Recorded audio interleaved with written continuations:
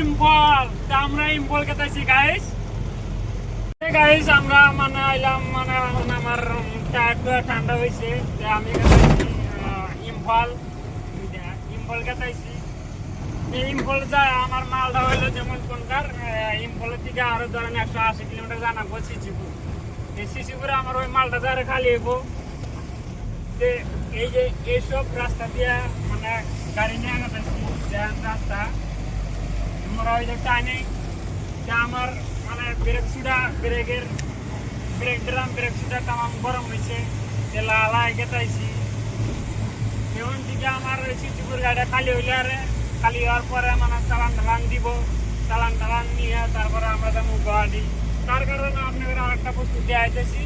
তার মানে ইম্ফলের যেটা মেন টাউনটা আপনাদের টাউনটা আমি যামনি যে আপনারা ভিডিওটা দেখতে থাকেন যে এদিকে যান এই যে খালি ডাউন আর ডাউন মানে টার্নিং আছে দুনিয়ার যে গাড়ি পড়েই না আমার গাড়িতে মাল আছে মোটামুটি 20 টন মাল নিয়েছি যে গাড়ি পারিছে না যাই হোক মানে এটিভে মানে মালটা বেশি করে নিয়েছি মানে মালিক বারবার না করলাম যে মাল তো দিস না গাড়ি পারছে না দুনিয়ার এদিকে আপনারা যাও মানে রাস্তার কন্ডিশন দেন টুলান রাস্তা বরিয়া খালি আপ মানে আর আমরা মানে আরো মানে ড্রাম গরম ঠান্ডা করবো তো মানে আমরা তরিগুলো এইভাবে যদি রানিং এ গাড়ি চালাইতেছি ওভারলোড মাল তাহলে আমার ব্রেক ড্রামটা গরম হয় তাহলে ডাউন নামতে আমার ব্রেক করবো না